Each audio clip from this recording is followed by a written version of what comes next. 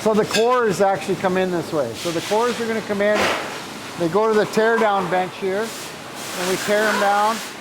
They go into the parts washer, who's making all the noise right now, and they get the parts all get washed and everything, and then they move down the line to be painted and blasted and all that kind of stuff. And they get all prepped before they get built. So they'll be painted, all ready to go. Again, just like the turbo shop, all the parts will be on a cart, and then the builder just has to build the transmission. So somebody else tears them down, cleans them up, paints them before it comes to the builder to build. Each man has a role and he specifically does it, and therefore you don't have any overlap. Assembly line mentality. It's efficient, it's quick. Everyone has their thing, they do the one thing, they don't do the whole thing. For sure. Yeah, but the builders actually build the whole transmission, and then it goes to the dyno, and then they dyno it. So we'll go over all that. Check that out.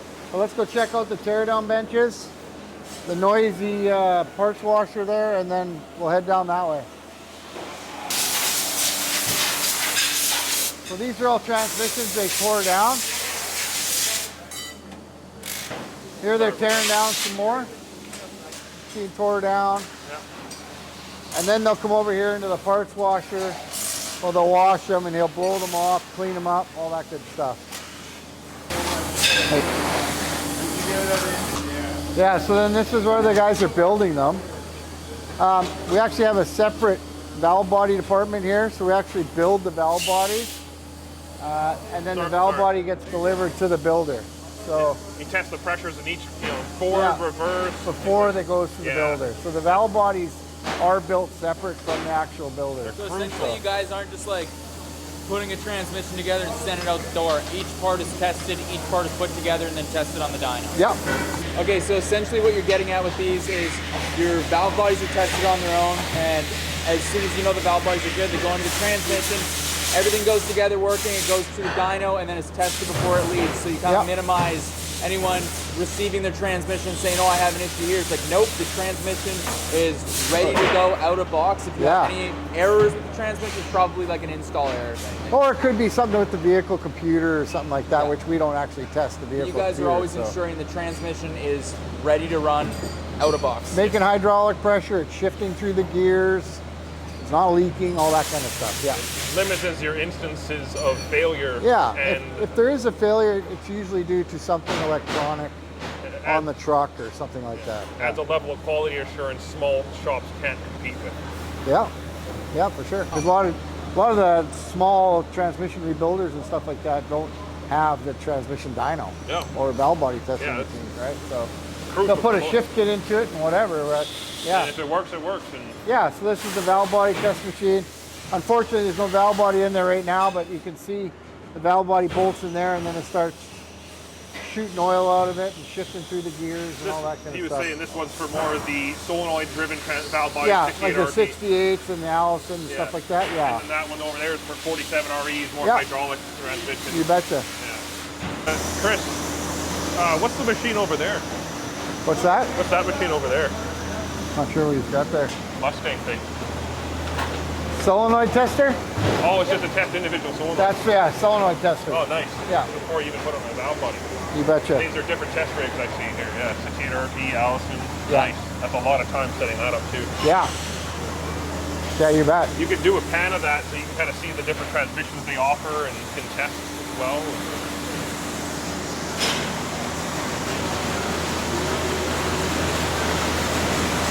1,000 horse 6.7. What do you think is my best route to build a driveline? Do you think I should, pair a BD built 68 RFE behind it, or go to something a little more simpler like a built 48 RE behind it with a controller? What do you think would be the route to go on something like that?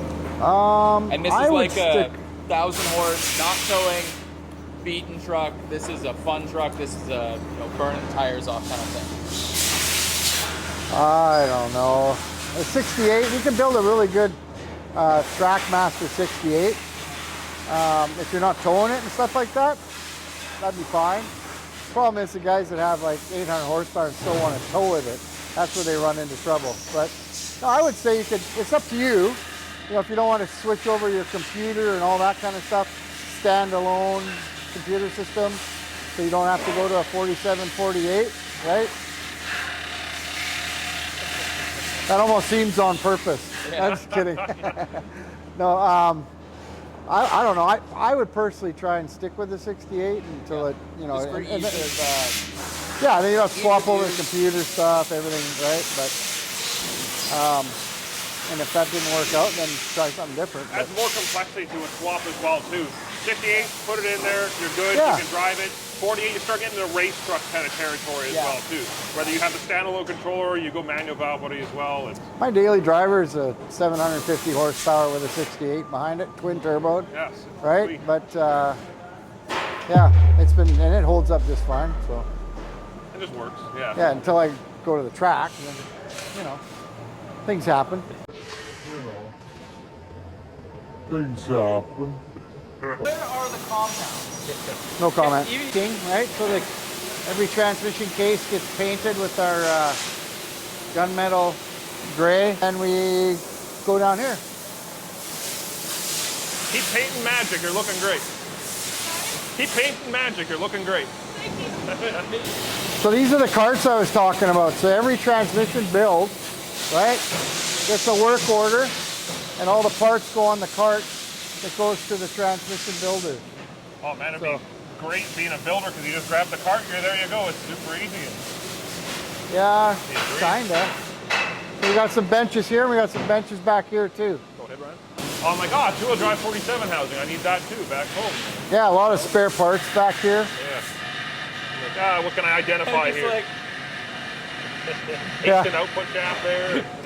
finally when we get to the door and finish the tour, Eric's put on 200 pounds of parts in his Exactly. pockets. Show me the billet inputs. I want the billet inputs. Yeah, why are you sweating so much? They're waiting to go on the dyno likely.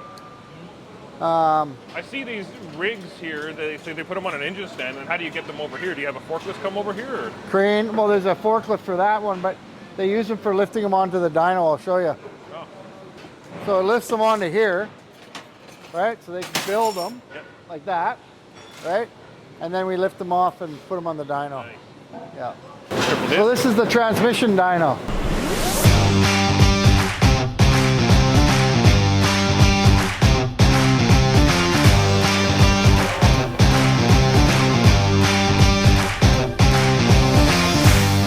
This is what they use the cradles for the transmissions, right? To be able to lift them into place.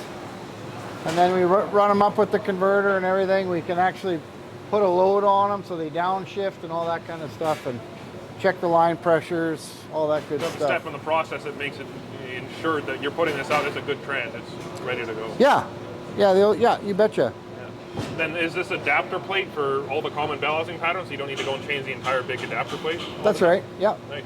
And it's So- all the different converters. What I want to know is, These are all what do you test have power?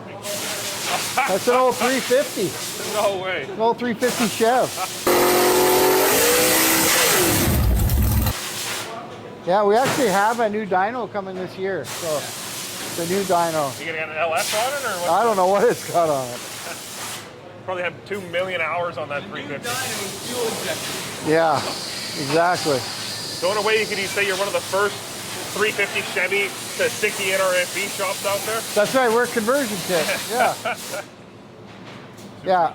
Cool. So yeah, that's the transmission dyno. So everyone's dynoed, which is nice because then it gets its first oil change and everything that way, right? So do you Gets have rid of a, all the assembly lube. and then do you have a controller for each transmission that you plug in and then you use to control? Yeah, the super shifter, it's kind of a universal one. Nice. But yeah, Now, have you ever had a transmission on the dyno with forced oil change?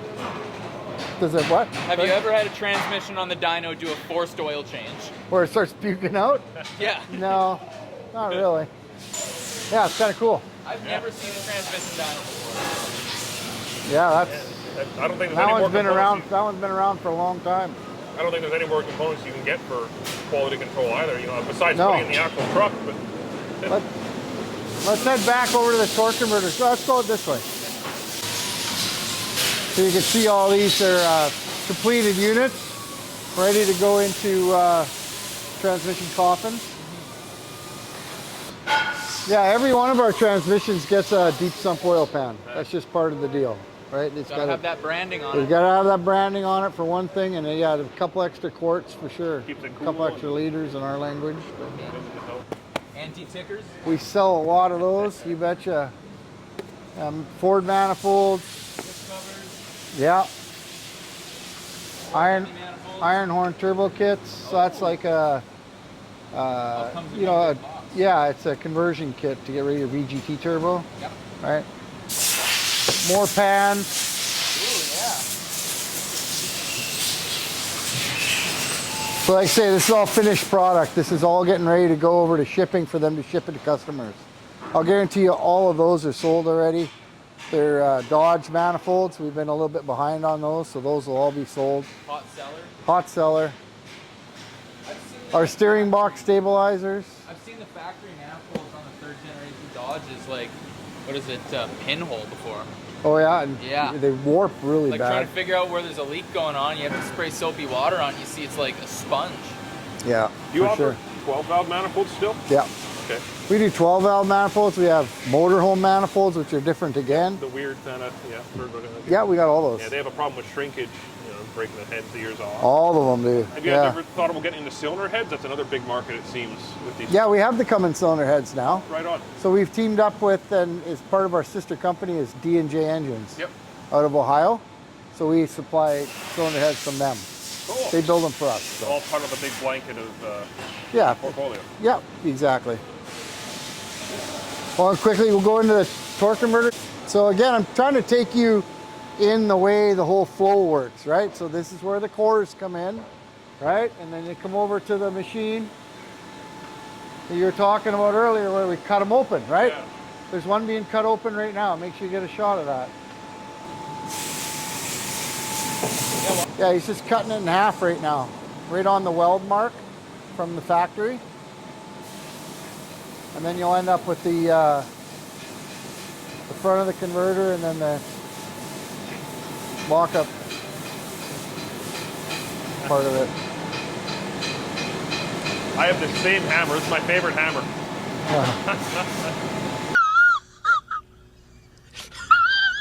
There's a little bit of meat there he's cutting through, but yeah, so then once they're cut open, just like the transmission shop, they'll go through the parts washers, get washed, and then whatever we reuse gets done down here. A lot of times we'll reuse the front part with the pump on it, and then we'll probably change the front cover, depending if we're doing a single disc or a multi-disc converter. You don't use anyone else's competitor covers? It's all Nope. the ones you go? No, we make our own covers. Do you just sell them in the scrap? Or? Yeah, they go in the scrap. That's all they're good for. Yeah. There's parts for automatics in Edmonton might be interested in something like that. You offer a 2200 stall or? Most of them are standard. The only ones we do are the Dodge. Yeah. The 47, 48s, we do a lower stall, and the 68s, we do a lower stall. Okay. But we find the Duramax and the Ford ones are fine. We do offer them. We can get a lower stall Duramax. And you don't do undampened plates in the converters as well, I imagine. Undampened? Yeah. Do they have a plate No. inside that you can get a solid plate and they're really hard on? Yeah. I know we don't do that. We have, we still use the dampeners. We got our own springs and stuff like that Yep. for the dampeners. But we're getting some oil on there now.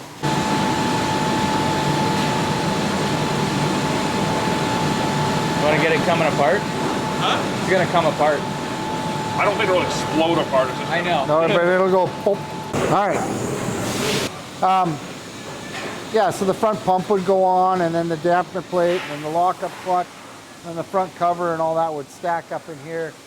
And we would actually, and then you end up with a finished product, you know, like this, right? So that's been painted, tested. Here we got some more stuff going on over here.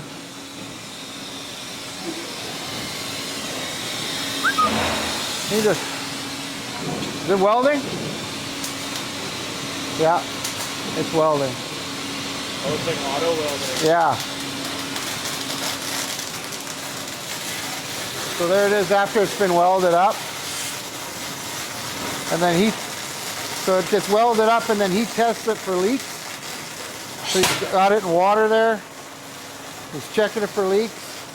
And then he's going to come balance it over here.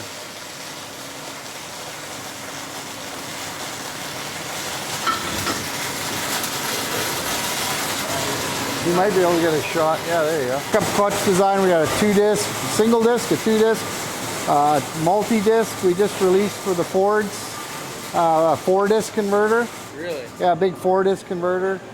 And then we, you know, all the turbine housing or turbines are furnace brazed inside the torque converter, all that good stuff. So billet front covers, we make our own. You'll probably see that over at the machine shop. Yep. That's where we'll machine those. So let's carry on this way. Right? Nice. And then the front cover. I'll see front covers are around here somewhere. Yeah, I don't know. Neat little fact is triple discs don't actually have 3 discs. They count the clutch surfaces. So you have the first surface, the second surface, and then can't quite remember how they have it. Yeah. It's 3 surfaces, right? It's Yeah. Actually, it's the metal surfaces. There's actually 3 discs inside there. Correct. Yeah. Very smart guys. I pulled one apart myself, and I'm like, oh, okay, Did ya? that's how it works. Yeah. Sweet.